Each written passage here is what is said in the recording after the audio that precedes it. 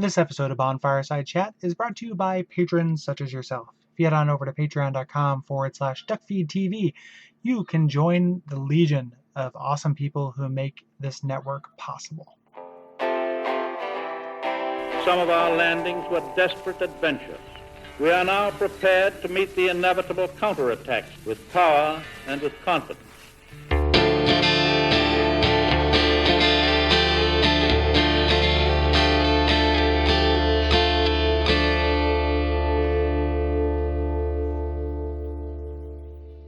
My name is Gary Butterfield, and my name is Cole Ross. Nope, that's not Cole.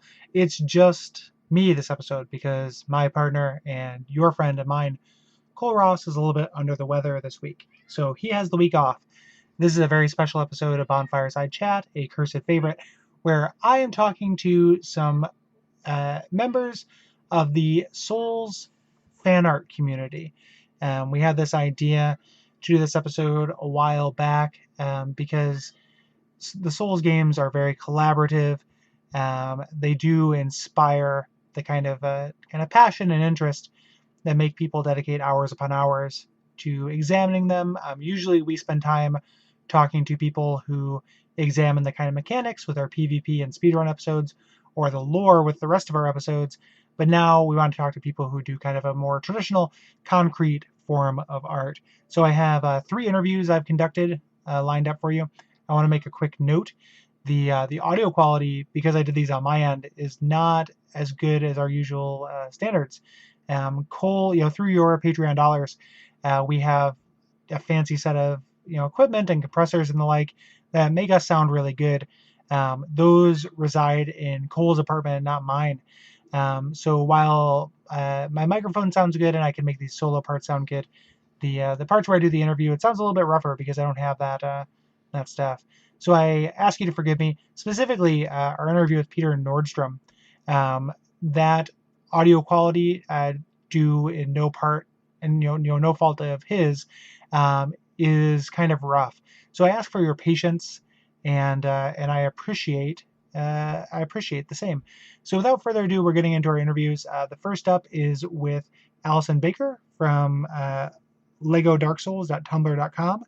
Then I'm going to be talking to Solo, who is a Twitch streamer and has a DeviantArt page and a Tumblr who does digital paintings inspired by the Souls games. And finally, I am talking to Peter Nordstrom, who does really, really impressive sculptures based on the Souls games. And hopefully you like it, and I'll be back at the end to kind of wrap things up. And I am here with Allison Baker, who runs the LegoDarkSouls.tumblr.com. Hello, Allison. Hello, Gary. Hey. So people who listen to the show are probably already familiar with your stuff. We've brought it up on the show multiple times. If you go to the Facebook page, oftentimes our logo or just art on there is from you. So people probably know your stuff. But if not, why can you speak to just a little bit about what you do? Yeah, sure. I have been for the past couple years or so been making fan art for the Soul series games using Lego bricks. Yeah, that is. It is really. If people who are listening to this don't actually know it, it's really impressive because it's not like a mosaic style thing or anything like that. Like there's really cool little 3D sculptures that would make, or these little kind of dioramas that would make anybody, like when I see them, I always think I wish that there was an official Souls Lego set. Yeah. Like pretty bad. That would get me. I don't buy Legos generally, but I would buy those pretty hard. So that is very cool. We just so very happy to have you on the show. Just want to talk a little bit about how you got into this stuff. So so when did you? How long have you been on board the Souls train? Oh, since the very beginning. I was one of the people who imported the Asian version of Demon Souls. So I was playing that before it came out over here. What about it? What did you see that made you want to import it? Well, actually, it was my one of my real good friends had imported it first, and he was just like, "This game is amazing. You have to try it." And he brought it over, and I did, and it was just, it was basically I hadn't really played anything like it before, but I was just instantly hooked. Yeah, it's got that kind of effect on people. And then you just followed it. So in the spirit of disclosure, lest anybody call me out about journalistic ethics or anything like that, Allison and I are friends on the internet. So so I am privy to your various status updates and the like on social media, and you are one of the harder core fans of the series that I know. As Sure. somebody who's put like so many hundreds of hours into this podcast, so that definitely bears out. And then so it was just like love at first sight. Yeah, definitely. Did you? When did you get the idea? Like, at what point in your fandom or time with the series did you get the idea that you wanted to start doing art kind of based on it? Well, I've always been a big fan of Lego, and I've got hundreds of dollars worth of Lego sitting around my house, and it's basically embarrassing. But one day Are they all scattered on the floor? Sometimes. It's hazardous. Yeah, it's a nightmare. It's a living nightmare. Wake me up.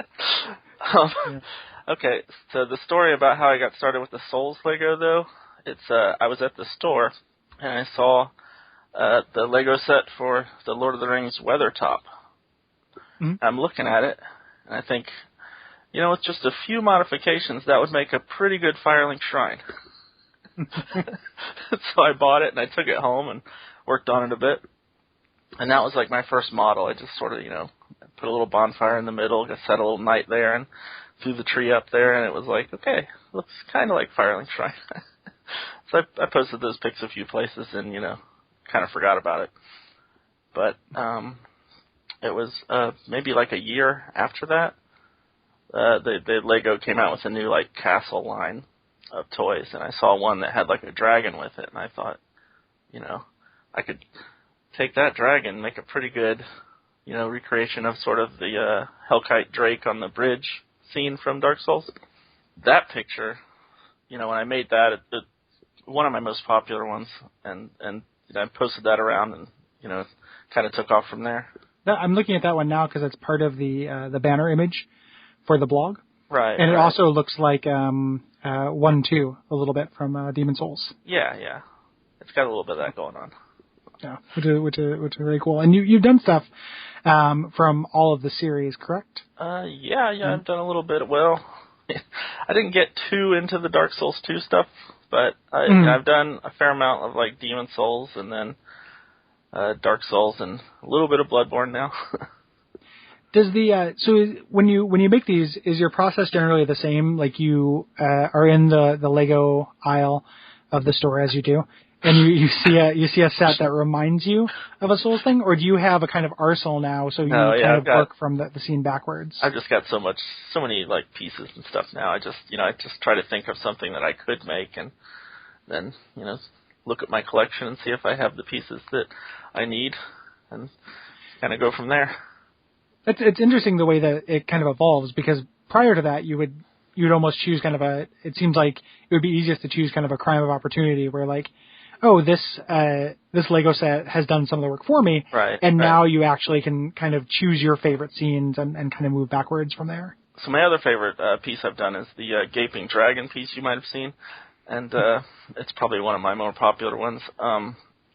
That came about because I was posting, I think, the original Hellkite Drake picture on the Something Awful forums, and somebody replied to it with, "Oh yeah, let's see you do the Hellkite let's see you do the Gaping Dragon." So I was like, "Okay, let's see what I can do."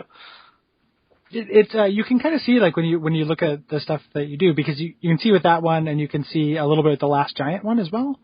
That it does seem like you're working, like there is like a sense of like, oh, let's find a mountain that's tough to climb, a little bit like. A little like this would be kind of a challenging thing to do in Lego Brick specifically, because the Gaping Dragon one is very impressive and looks like a Lego Gaping Dragon. Like it's not mistakable for anything else. Right. It reads like instantly. Yeah. And then you also do this kind of production with it where you put the appropriate backgrounds in there, and that helps a lot as well. But even down with the Last Giant, like it reads immediately as such, even though. If you think about that model in the game, it's hard to think of it in physical Lego brick. Like, you could think of it in the kind of a Minecraft version, but that's not really what you're doing. Like, it's not all right angles. It's not a pixel version of it. You know, which I think is very cool, specifically. Thank you. And then so is there anything that you think there is that's about Dark Souls 2 that is the reason why you did less art based on it? Is it an aesthetic consideration of the game, or were you just less interested, or was there less demand? Or it's hard to say. I go through periods where I'm like really motivated, and then sometimes I'm just like, eh.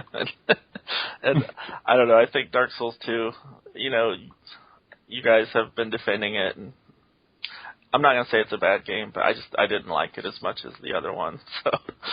Well, let me crack my knuckles and we'll get into that. It didn't inspire me as much as maybe the other games did.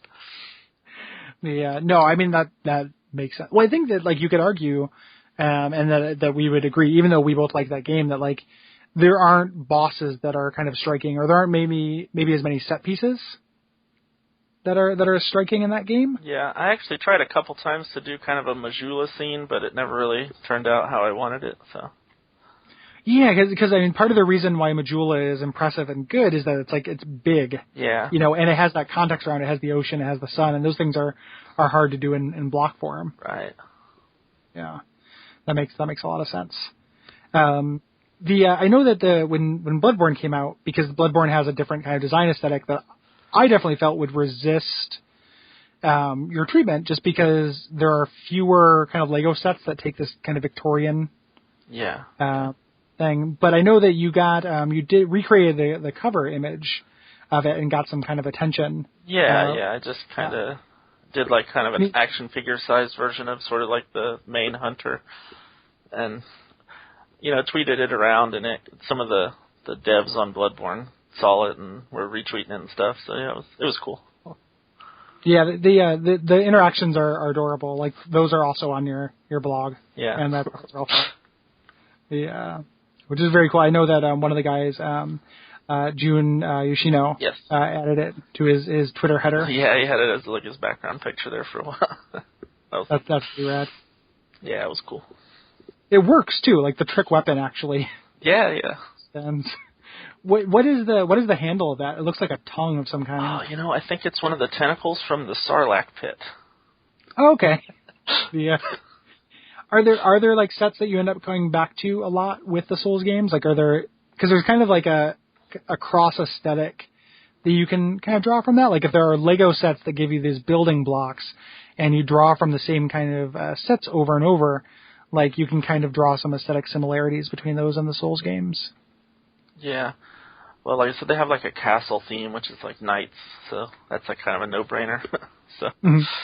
It's interesting that like you end up going for like such a disparate thing, like using the tongue or the tentacle as a handle. Well, it has that like real curviness to the handle, and I thought, it's really hard to recreate a curve like that in Lego. But then I'm looking through my stuff, and I thought, Sarlacc pit tentacles like perfect. Mm-hmm. Yeah, it looks real good. You a little bit earlier you talked a little bit about you had tried to make a Majula scene. Can you speak to some other things that you tried to create that kind of resisted the treatment? I actually recently was trying to put together sort of the in Cathedral Ward, like the main cathedral tower. It looks kind of like almost like a big window. It looks kind of like a clock face or something on it. Mm-hmm. I was sort of prototyping like a model of that, but it didn't get very far. Is there anything specifically that so those are things that you've attempted to do and not made it? Is there kind of like a dream thing or like a dream scene that you would like to make? Or like, so let me put it this way. If tomorrow Lego got the From Software license and they started announcing sets, like what would be the one that you'd be most excited about? Wow. I think a really neat like Sen's Fortress playset would work really well. Oh man, have a lot of like moving pieces and stuff. It'd be like the Ninja Turtles sewer layer with like the chutes, right? Yeah, and stuff. Oh boy, I wanted like sixth scale or not 6 scale 6-inch Dark Souls action figures forever. Yeah, You can go online and find a couple people who've made custom ones, but they're more expensive than I can pay. But that would be amazing. Yeah. So when you sit down to make one of these, what is kind of the process? Like, what do you sit down? You mentioned earlier that you were kind of prototyping that cathedral ward. What does that process look like? Well, usually I'll try to source, several different pictures from the game or whatever I'm trying to build. And then I just, go through my pieces and kind of like sort out the proper like colors and shapes that I think I'll need. And then I just start throwing the bricks together, seeing what sticks.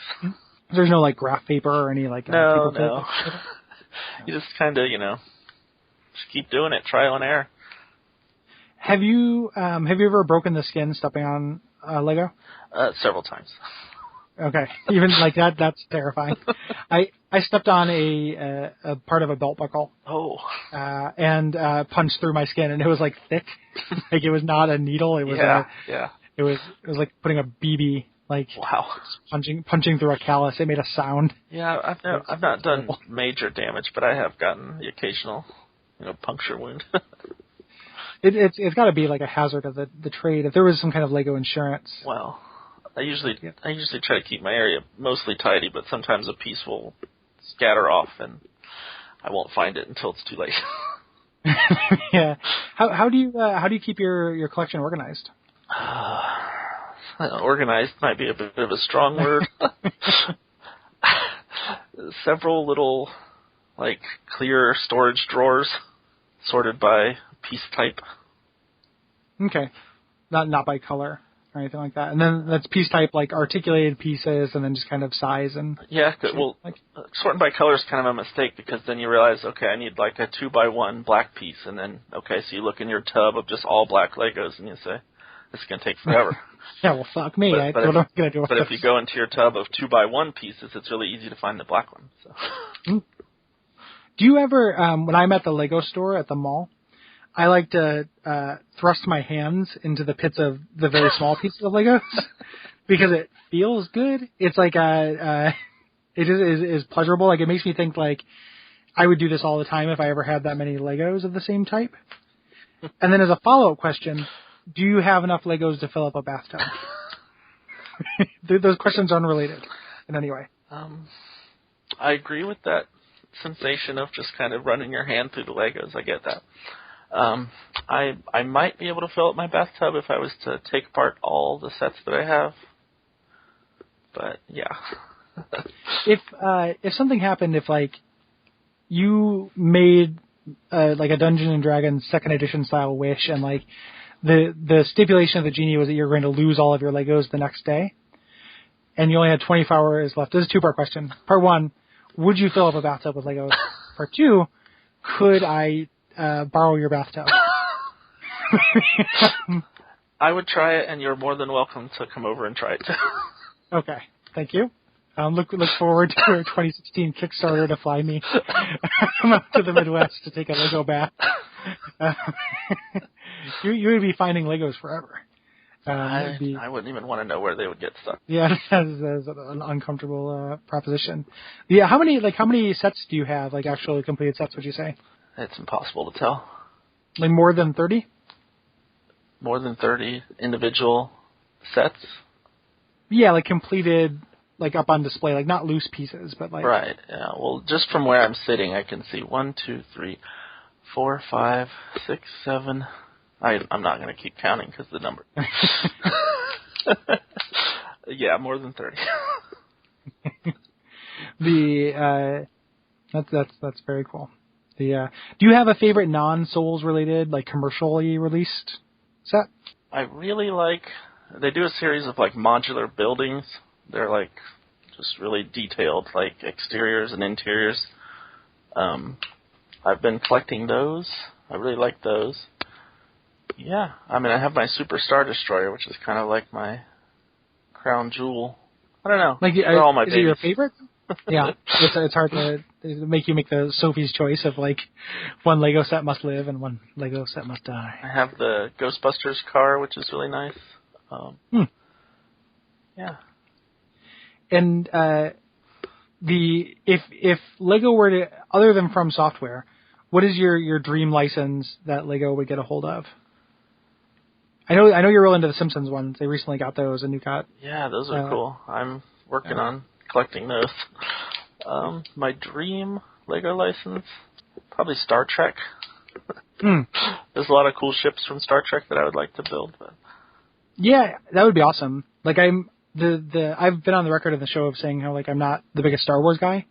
I like Star Trek a lot more than I like Star Wars. Yeah, I'm a super. I don't want to throw the word Trekkie out there, but well, you get on some kind of list. Let's just say I like Star Trek a lot. Yeah, let's just say we both do, and leave it at that. Here's the thing that I'll cut out, but I'll tell you because actually, you know what? Nobody in my game group. No, that's not true. Brayton might listen to it. No, he doesn't play Bloodborne. Nobody in my game group listens to this. I'll say it.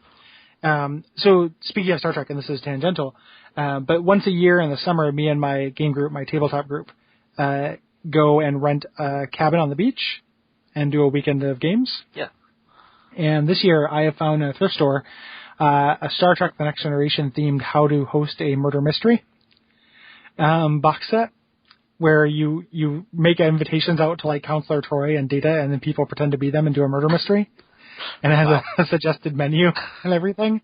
And I'm going to surprise my friends with it. That sounds amazing.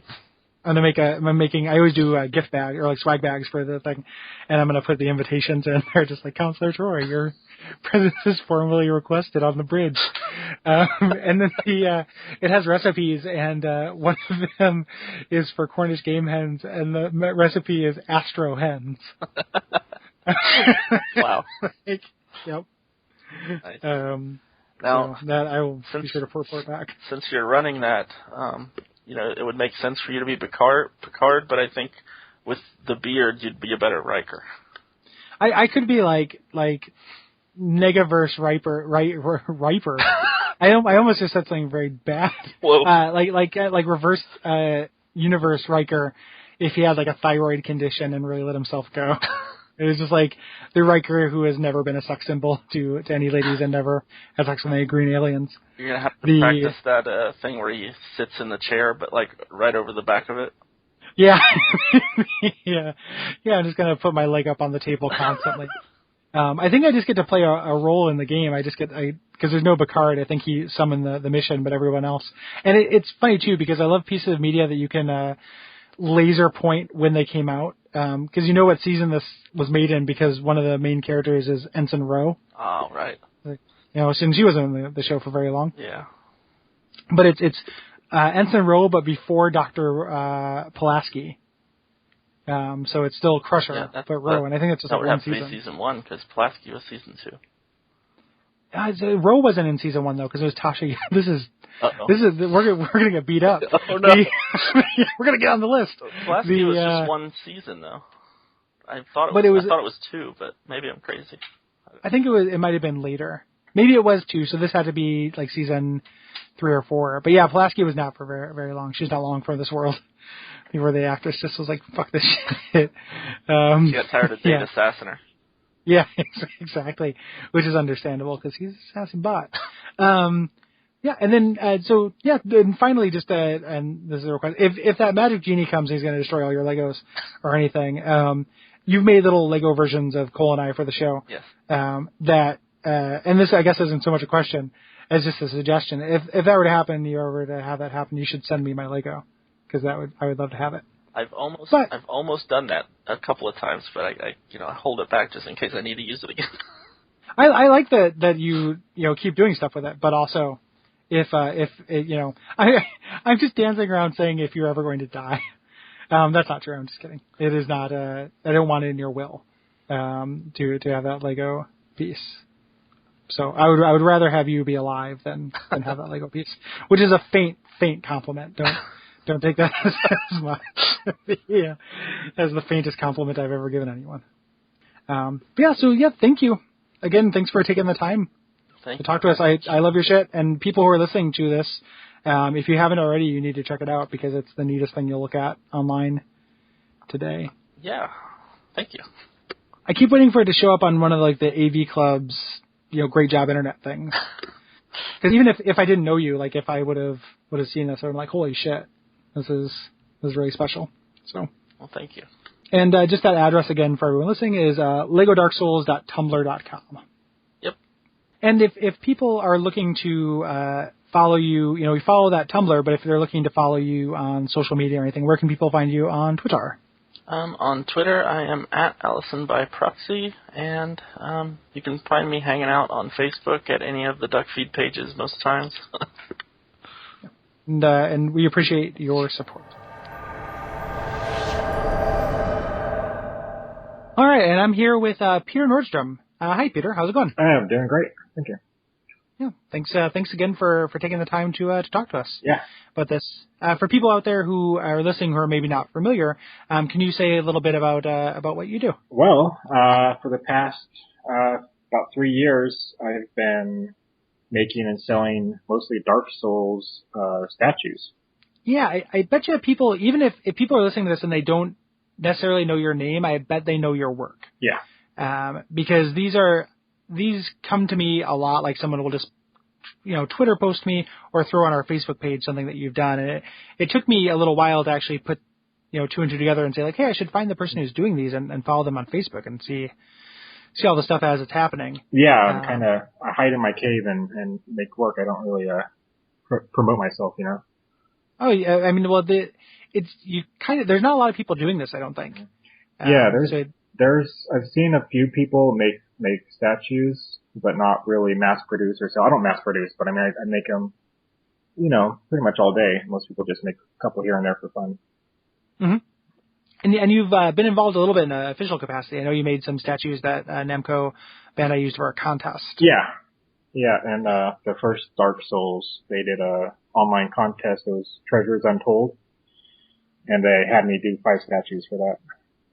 Yeah, and those are some of your best work. Those are great. I would say yes and no, because I feel like I've gotten a lot better since then, but those are definitely very good ones. I put a lot of time and made those really special. Yeah, I mean, I don't mean to say that like the stuff you've done past is not good so much as the subject matter and the kind of I remember seeing them when the game came out and just coveting. Yeah. Them. So I had this pretty strong, desire or emotional like impulse for those because they do look really good. How did you get started with kind of sculpture in general? I've loved art all my life. It wasn't always a career type thing. It was more just a hobby. I didn't really know what I wanted to do. I didn't have a lot of direction. For the most part, I was working for my stepdad, and then started taking some more classes on sculpting and figurative sculpture, and I kind of got into Demon Souls, and I was just a fan. I just wanted to create pieces, for stuff I love.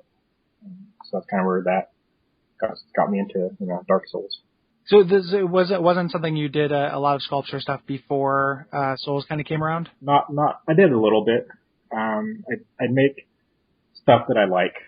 I was really into Tool, the band, because they were really artistic and they did clay animation, and there wasn't any. You can't buy Tool statues, so I'll just make my own. I'll learn how to sculpt and I'll learn how to do figures and I'll make some Maynards and stuff, and that was just kind of for fun and just took off from there. Yeah, sculpt the change you want to see in the world. Pretty much. So, The way I think about art is the job of an artist is to make the world more beautiful. That's their job, that's what they do. So that's what I want to do. Yeah. And you've been into the, you talked about Demon Souls. You've been into the series kind of from the beginning. Yeah, I was a big fan of Demon Souls and super excited when Dark Souls came out. Yeah. Is there, so it's interesting that the 2 things. So one of the things, the common threads I found in talking to people about this is, I'm interested in where the fandom of the game and where the artistic expression meet. And it's interesting that, in most cases, the answer is more than just like an aesthetic. Like, I just like the way that it looks and like that. Like, people have talked about how like the themes, of the games like apply to their real life and kind of help them apply to how they feel about creating art. And then, you're saying that like this stuff is just stuff, it's stuff that you liked, but it's stuff that you wanted to see and there just wasn't anyone doing it. So you decided to bring it upon yourself to make it, which is very cool. And I think that's really neat. Can you, so they're very elaborate, and you talked about how you make them for consumption. They're not mass produced, but they are available. Can you talk a little bit about your process, how you kind of do the first one, and then how you go about making more? Well, there's a couple of different clays that I use. There's Magic Sculpt, which is originally made for taxidermy. It's for like eyes and ears and, really easy to use. It's a 2-part epoxy that you mix, and then it dries in about 3 hours, so you can sculpt it really soft and build upon it, so you can build layers. So I'll make an armature of the body, put the first layer of clay on, do some sculpting, and then add the arms, legs, head, just sculpt it piece by piece. Once I have the original done, make a mold. The company's Rebound, or Smooth On, sorry. The company's called Smooth On, and then the product's called Rebound 25, the mold material. And so I'll make a mold. It's like a brush on, 2-part mix again. And it's a rubber, so you just peel it off, and then you can pour. Then the smooth cast is the material that I pour into it. It's another mix, and it dries in about 10 minutes. So I'll pour the casts. And oftentimes I'll have to make 3 or 4 different molds for one piece, because it's just elaborate, and you have to, cut it up and then attach it, or, assemble the statue, glue them together, pin them with metal pins or whatever. I don't know what you call them. So I'll assemble them and then paint them, and the whole process takes anywhere from 2 to 5 hours per statue, probably, once I get it all done and out of the mold. How long does it take usually to make the original? I've been doing a lot of 8-inch statues, because they're pretty, not easy, but they're affordable. They don't take too much material or time. To sculpt one of those, probably between 15 to 25 hours, I would say, over 1 to 3 weeks, just depending on how much time I get to put into it.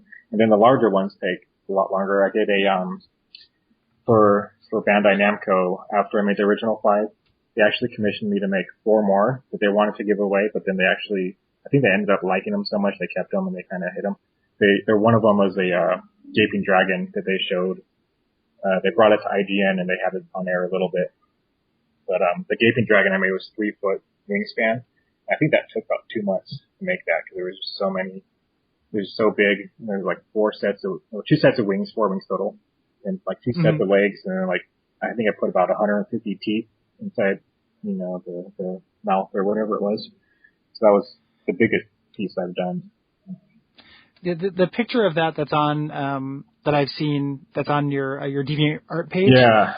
It's leaning on the ledge of your porch. Yeah, I took it outside and took a picture, and I sent it to the guy at Bandai, and I was like, here it is, And then I think they took professional pictures of it, but then they didn't release it or whatever, So that's the only picture I have.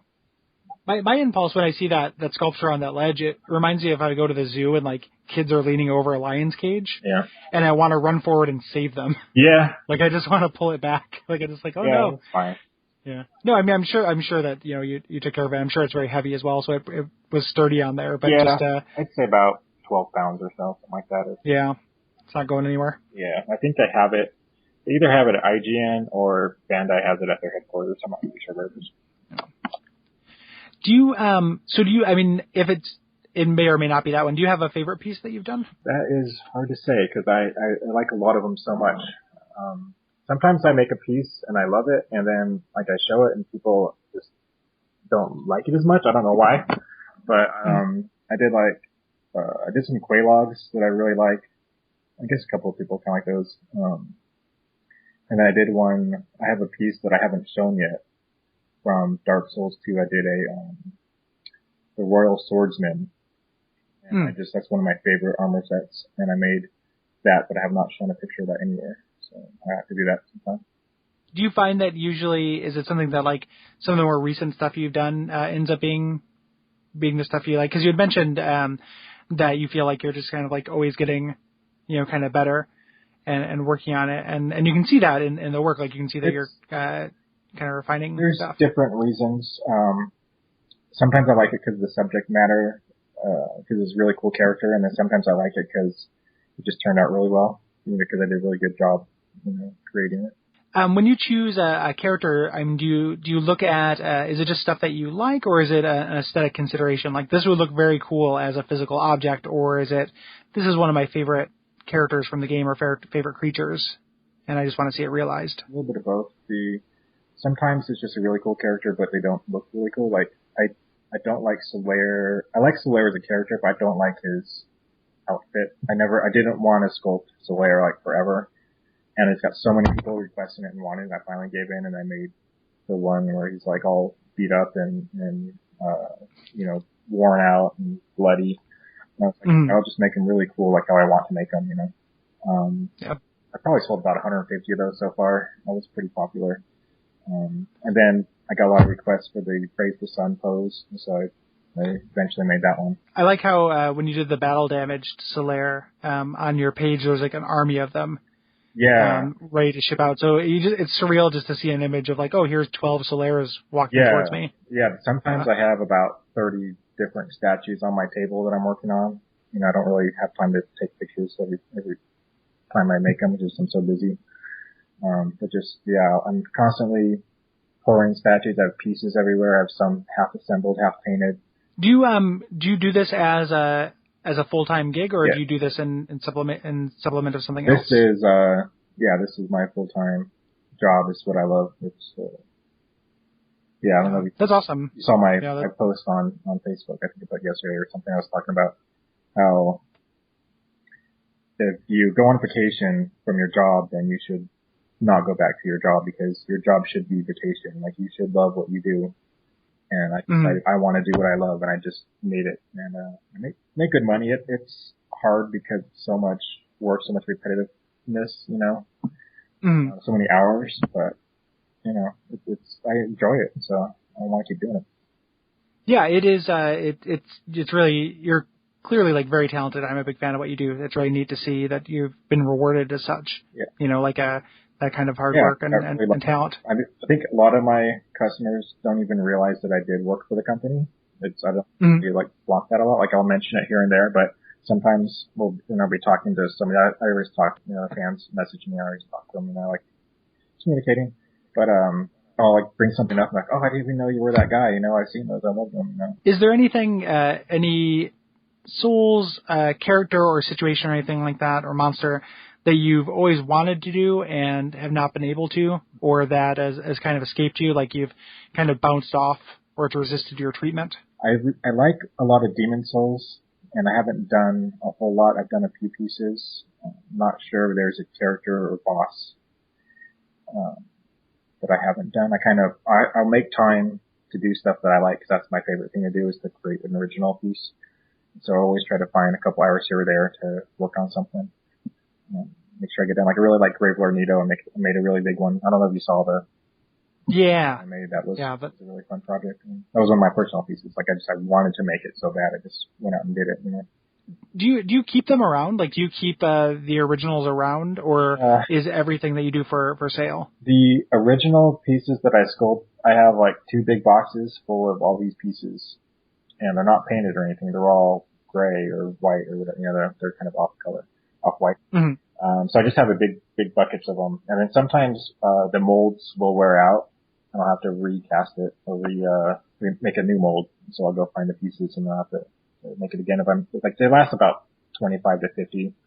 That's the Solaire and the Siegmeyer. I've sold about 150 of those. Also, I had to make about 3 molds of each of those, so I get through that. Do you display your stuff? Do you have like things around your apartment? I live in a house, but I rent a house. Or a house, rather. Rent a house, yeah. Yeah, I have a shelf in the living room that I'm looking at right now. Has about 15 pieces on it, and then I have a couple other around the house. But I don't even have all the different pieces. I don't even have time to make all of the ones for myself. No. So. Yeah, there's never enough time. Like, that's the currency that matters. Yeah. Figure out how to get more time.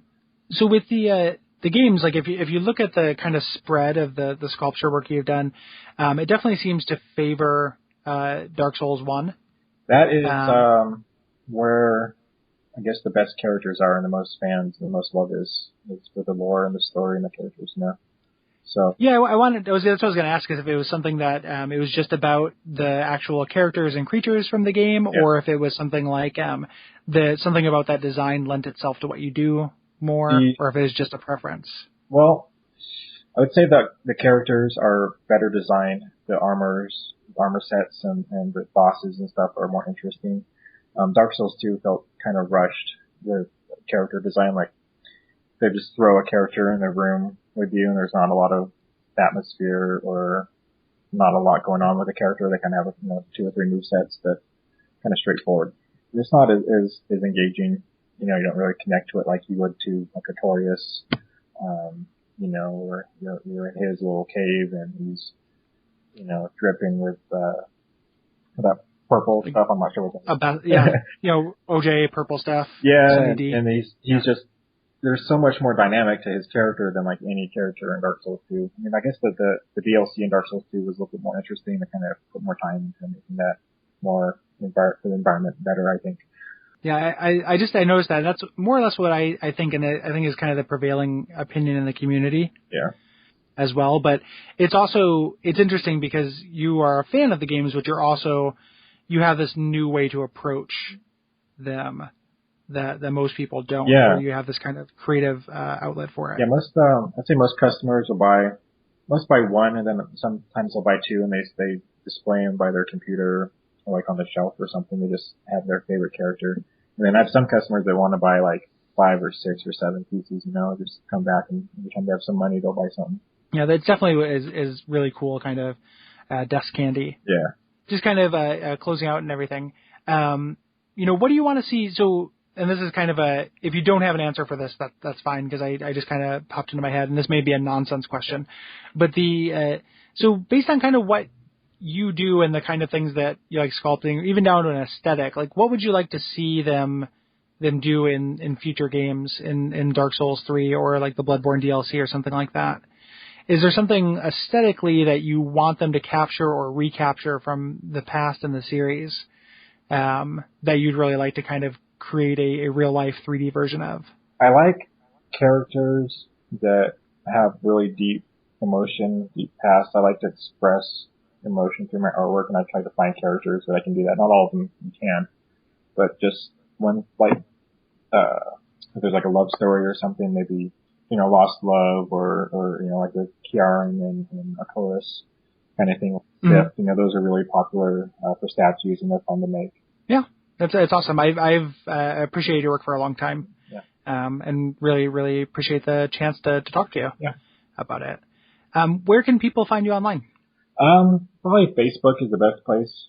Like, find my Facebook art page, search my name. I think if you just search Peter Nordstrom, like statues or artwork or something. Or you can just Google my name with Dark Souls and there'll be tons of stuff and you can find me through there. But yeah, just message me, talk about something interested in a statue or whatever. It is a good, I love, one of the things about not a lot of people who do, fan art keep kind of a primary Facebook presence. And I love that you do, because I follow you on that, and my normal Facebook feed is, stuff from relatives and people from back home and everything. And then every once in a while, there's this super badass statue that is in the middle of all of that. Yeah, like a month or 2 or so, I'll make something and put it up. Yeah, very cool.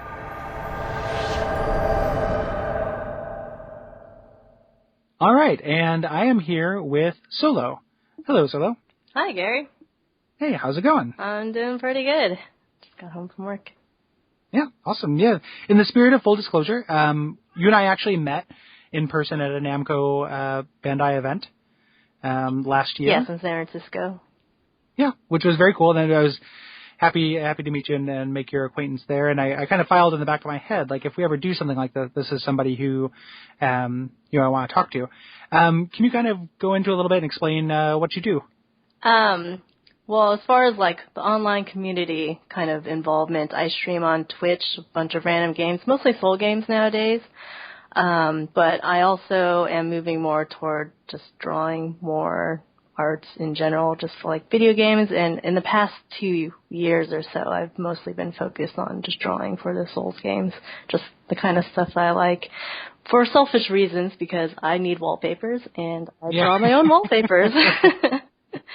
And also others as well, because I know the couple pieces that you've done. So, and we were talking in the green room, and I was telling you this, but one of the pieces that you've done that I really love is this Iron Tarkus versus the Iron Golem picture that I had as the backdrop on my phone forever, without putting two and two together that I actually knew the artist, which is pretty great. And I definitely advise anybody who's listening to this who's not familiar with the work to check that out.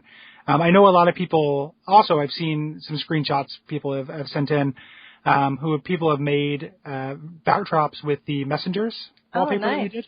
Yeah, I definitely remember making those in mind, thinking I really want to have a Bloodborne background, but I see them carrying this little scroll, and I want to like fill in text with that. So I made an alternate like open scroll and closed scroll version and put that as my wallpaper, and also released the template out for anyone else who wants to use it for like YouTube videos or make their own text and send it to people. So that's definitely out there. I've definitely seen a couple people who have done such, who have either hit me up on Twitter or the like. Can you talk just a little bit about how you got into art in general? Art in general, I've been drawing since first grade. Like my mom would put me through art classes because I wanted to draw, but she told me that I can't make a career out of art because I have to find a way to make money, and artists never make any money. So I just went to college with a business degree and did marketing and website design, but always on the side I've always been drawing like fan art for other games that I've been playing. I wanted to make comics at the time, but I really hated my job. It was terrible. I eventually made my way into like mobile games, but I still just like making fan art during my own time and just being able to illustrate. And how did you get into, so the kind of the second piece of it, how did you get into the Souls game? Like, one of the things that I like about all the people that we're talking to today, that I've noticed, and part of the reason why I chose the artist I did, is everyone is really into the games as well. So when I look at, your stuff online or Allison's or Peter's, like I see evidence that like, oh, these are people who actually are just, enthusiasts and appreciators like myself, as well as just kind of talented creators. So how did you get into Souls, and what made you want to kind of combine these two aspects of your life? I guess at the time, I think Dark Souls was released in 2011, but it wasn't until the Prepare to Die edition, 2012. It was during those years when I was having a pretty rough time emotionally because my art wasn't where I wanted it to be. It's like this, I had a bunch of failed projects, and things never really turned out the way I wanted it to be. So I kind of just turned to games and streaming on Twitch as my way to escape and to ignore the fact that my art wasn't making me happy in any way. But Dark Souls was a really difficult game. It was put me through a lot of struggles, and having to like suffer through all those like Capra demons and the assholes in Waterland, which are the archers. I really had a hard time in that area. And Ornstein and Smo, like just knowing that I as a character in this game have to suffer through all that. Like all the other characters are probably going through such difficult travels and hollow eventually. It's just all very sad, and it makes me kind of more emotionally invested in that. And with that, like I kind of, not at the time I didn't realize this, but afterward when I like figured I really liked this game, but I had to persevere through a lot of points throughout the way, like through each boss. Like it took me like a couple of weeks. I put it down, and I pick up the game again and just like defeat the boss, and it felt great, like being able to achieve that. With art, because I was struggling so much, I had basically just scrapped a lot of the projects. I even had a lot of art on my hard drives that were completely wiped because I did something stupid. I just kind of dropped my hard drive, so it kind of destroyed all my data. Just like having to start over with my art was basically in my mind, analogous to, dying at a certain place and having to start over from a checkpoint in Dark Souls. So for me, I just wanted to get inspiration. Like, I didn't have a point of inspiration for my art, and I really resonated with Dark Souls, like, struggles and the perils that they went through, and I want to be able to depict the art that I wanted to do inspired by Dark Souls, because the struggles in that game really, like, helped me through going through the struggles I was going through with my art. Yeah, it's interesting, because I think you could make the argument that that's kind of if the games are about something on the whole, and if you want to have a kind of a positive reading about it, it is about overcoming this adversity. Mm-hmm. The games the narratives and the like will tend to undercut that at some point. Like, yes, you made it, but then there's this air of futility in the end of the game, most entries in the series. Of like, oh, well, and it just starts over again. But you can't, that's on a macro level. On a personal level, you still have that kind of feeling. So, like, I think that part of the reason why these games have the appeal that they do is that I tried so fucking hard on this and then finally did it is, like, such a good feeling, and does, I mean, you're the first person I've heard, like, articulate this, but, like, it does apply to a lot of real life situations. So I can definitely see that being specifically resonant and kind of inspiring. And it's interesting, too, to hear you take this kind of inspiration for art about a game, and, a game being a visual medium, it not necessarily being from the aesthetics, even though, like, I can see an appreciation for the aesthetics in your work, but coming from this kind of thematic underline throughout the game.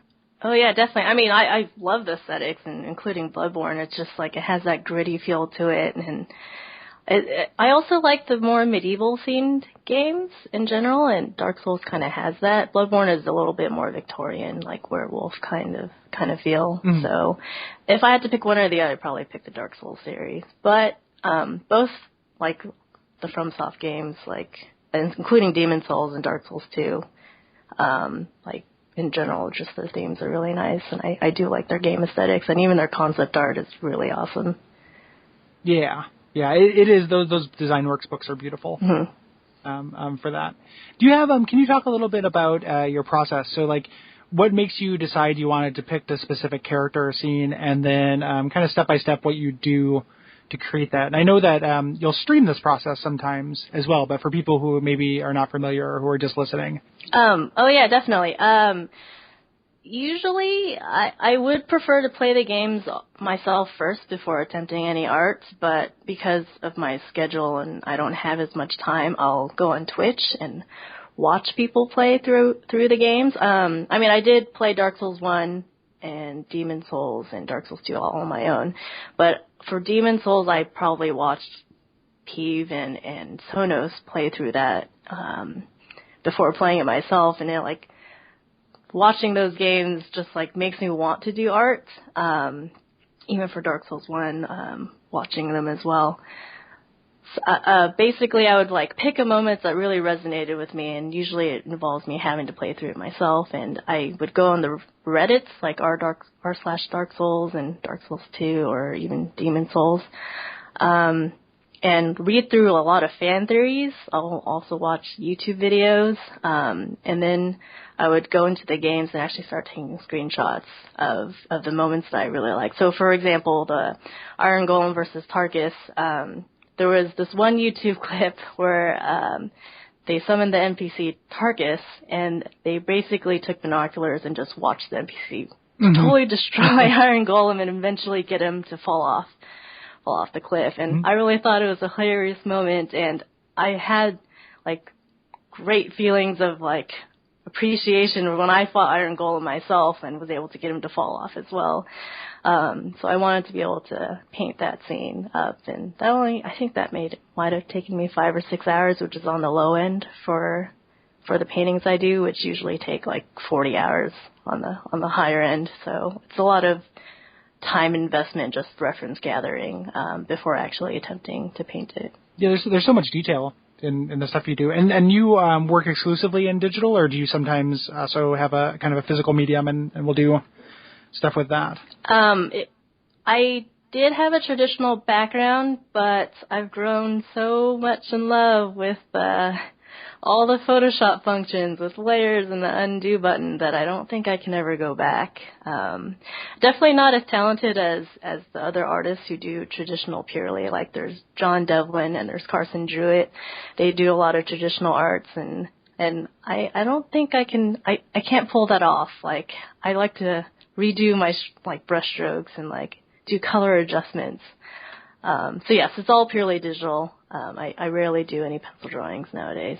I always feel the same way about writing. Like I don't think I could go back to using like writing by hand, because the conveniences of word processing have spoiled me completely. Yeah, you can like type up to 100, 120 words per minute, whereas writing, it's just you're always limited. Yeah, and it's so slow and it's ugly. Like I hate doing it. Like all of my writing now has degraded to where it looks like I'm writing with my offhand. Like both my right and my left hand are both left hands when it comes to actually handwriting. The things. Yeah, same here. It's like in order to get my handwriting legible, I have to write in all caps because I can't do anything else otherwise. And think about it. And I'm writing, 12 words a minute. Not quite. I mean, that's 6 seconds a word. But I'm not writing very or 5 seconds a word. But I'm not writing very very fast. So for people who don't know, the kind of style that you work in is this very detailed, like a lot of it reminds me of the concept art that I've seen from the games. This kind of like dark and very detailed and really, for working in digital, like there's very tasteful use of things like lighting effects.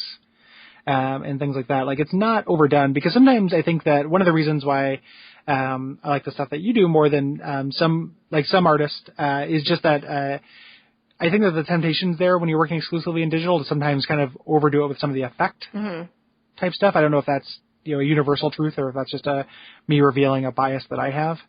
But it seems very tasteful in most of the stuff that you do. That's good to hear, because when I look at my old stuff, I see myself overdoing effects, and I've been trying to tone it down over time. And so talk to me a little bit about when you decided to start kind of letting people in on the process and letting people watch you actually create things. Well, as far as streaming on Twitch, I've pretty much started out streaming just games since I think 2009. It started with like Team Fortress 2 and Left 4 Dead. But you're allowed to capture your desktop, and it wasn't technically against the terms of service. Oh, I'm sorry. At the time, 2009, it was Justin TV before they turned Twitch. So at the time, it wasn't against their terms of service to stream art. And I think it was Portal 2. I really liked that game. I played it, and I wanted to make my own wallpaper for that. And I just started streaming from that point on, like a bunch of art stuff. But my issue back then was I would start a painting and then get discouraged and then put it down for like 6 months and then pick it back up. So it wasn't consistent art streams, and even now I still don't do consistent art streams. Been trying to get into the habit of doing art more regularly.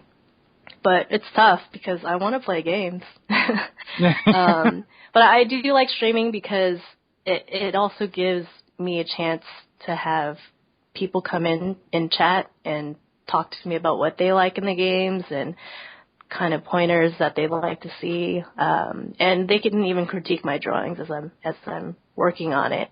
There's a fine line between that and like backseat arting, but I do take their advice and think about it and think why they suggest it and try to incorporate it into my artworks as well.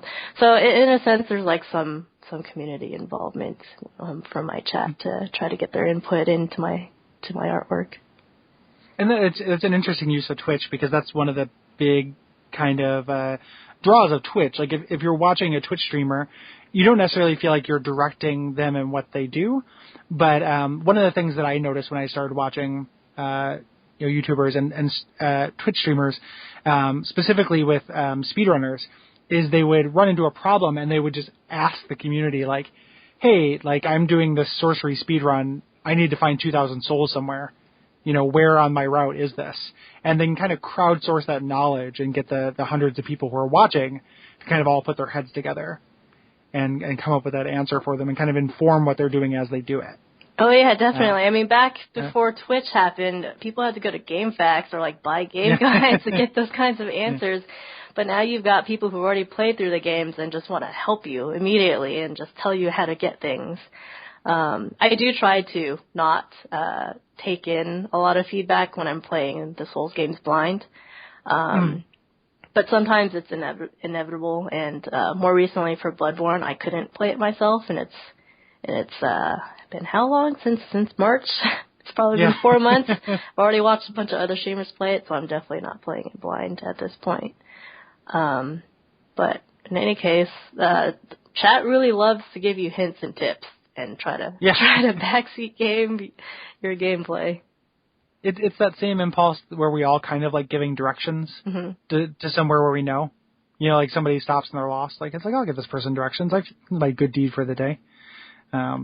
It's interesting. It's an interesting dynamic, and it's also something that I found with a lot of people in the Souls community in particular is that there is a lot of community interaction. We do it for our show with our we always ask for responses from people for our off week episodes, and then you see it on Twitch and you see it on YouTube as well. YouTubers are always every kind of lore master on YouTube says, hey, if there's anything I missed or you have any points or anything like that, leave them in the comments. And then you go and look at the comments and they're actually reading them and discussing it there. So it's just kind of the collaborative nature of this game. It kind of brings everybody together, which I think is super cool. Oh yeah, definitely. It's being able to connect with people, especially when you don't have a lot of Souls fans in person, to talk to someone over the internet who's just as passionate as you are and get to meet new people in person, like meeting you at the Namco event last year. It's just really exciting, and it all starts with the internet. It's basically where it is. Yeah, it's a rare and special thing. It is what brought me and Cole together as well. Was a message board, and then not specifically the Souls games, but kind of just a love of the hobby in general, and then the Souls games brought us closer. Communal suffering. Yeah, exactly. Well, misery loves company. Is there anything that you wanted to do that you can't? And that's kind of, if it doesn't necessarily apply to what you do, that's fine. But it's kind of my catch-all question for artists, creative people. I always want to hear about what's the thing that got away, or the thing that has eluded you that you've always wanted to do and maybe haven't yet or won't be able to do. I know there was a painting I did of the archers from Dark Souls 1 that I never finished because I got distracted and never had time, but I do intend on going back one day. It might be a year from now, but I will go back to it because currently right now I'm working on a Bloodborne painting and a Mad Max painting, but I also want to do one of Eileen the Crow, and I still need to play through Bloodborne myself. And I want to go back and do a Demon Souls painting of the Storm King, because I really like that fight. Yeah. It's probably one of my favorite moments in any Souls game, is just fighting against flying stingrays. That's crazy. Yeah. But having all those paintings is just they're all my backlog, and that's what I'm really fighting against, is there's so many good moments to do. It's how do I choose which one to do, or prioritize it all, and then some of them just kind of fall off the back end, and I'm not even sure if I'll come back to them. So as far as being able to execute something, I would have to say it's the archers, because I don't know how to convey on Orlando. It's such a magnificent city and environment. I don't know how to put that into a wallpaper. So at the time I was thinking it should be a dual screen wallpaper, just a panoramic view. And you see the archers shooting at not a hollowed soldier, but just someone who's running up the tresses. But it's very ambitious, and I'm not sure if I can pull it off, unfortunately. Especially it's such a huge time commitment. Yeah. For the stuff that you do. If you're looking at 40 or 50 hours, that's a lot to ask of anybody. Yeah, it's basically a part-time job that I don't know if I have the time for. I'm also a really lazy person. No, I don't know about that. I like watching TV shows and playing games. Yeah, the kind of semi-paid part-time job thing, I definitely understand. Like doing something that's a huge time commitment on the side, because that's something we understand very well. So where can people find you online? So a lot of people know me by Solo, SOHLLOL. Wow, did I spell my own name right? SOHLOL. Yes, that's right, Solo. Yeah. On Twitch, that's where I actually stream art live. But if you're not really interested in live streaming and just want to look at art or download wallpapers that I've done, check out my Tumblr. You just go to oksunshine.net. It's oksunshine.net. And it'll redirect you to my Tumblr. I'm also on Twitter under that same name, oksunshine. So pretty much I'll announce every time I do a stream or post a new wallpaper on my Twitter. Yeah, and recommended. Like I just people are listening if you're not familiar, because it's all very good work, and there's a wide variety of super cool stuff. I wish that your shield design had the one with the chains. Oh yeah, Divine Intervention. That's basically the first thing I ever done as a Dark Souls fan art. There was a Dark Souls 2 shield contest. And Sonos introduced it to me and said I should totally enter, and I got super excited and researched all the lore I could find on Dark Souls 1, because at the time I just played through it and had no idea what the backstories were for any of the characters. And I wanted to be able, and I like the item descriptions behind all the weapons and the shields there, so I wanted to come up with the backstory for each of the shield designs that I submitted to them. But Gabriel Verdon, he won both the shields that got into the game of Dark Souls 2, and they turned out awesome. So you should definitely check out Gabriel Verdon as well. Yeah, I like the shields that are in the game as well, but that chain shield is pretty fabulous. So again, just thank you very much for taking the time to talk to us. Oh yeah, no problem. Thank you for putting this together. I really enjoyed listening to your podcast in the past couple of weeks. Oh, thanks. Thank you very much. And there we are. I'd like to say thank you again to Solo, Allison, and of course Peter for lending us their time and lending me their time and kind of putting up with this weird solo bolo episode. And thanks you guys. I know that I'm not the best interviewer in the world, but hopefully that was entertaining. So next week, there's not an appendix episode. For this next week, we are going back to our regular schedule. We are going to be talking about Hemwick Charnel Lane with Illusory Wall. I'm very excited about that. If you have any comments for that area, go ahead and hit us up at Duckfeed.tv/contact. If you'd like to find the websites for any of the people that I interviewed for this episode, you can find them in the show notes for this episode. And if you would like to help out the show, there are a couple of different ways you can do it. iTunes ratings and reviews are a really good way. Patreon is the best way to support us directly at patreon.com/DuckFeed.tv. But you can also, follow us on Twitter. I'm Gary Budd, GaryBuh. Cole is at Cole Ross, and with a K. And, just say hi and let people know about the show if you like it, because we appreciate that. And until next time, by the gods, Lawrence, fear it.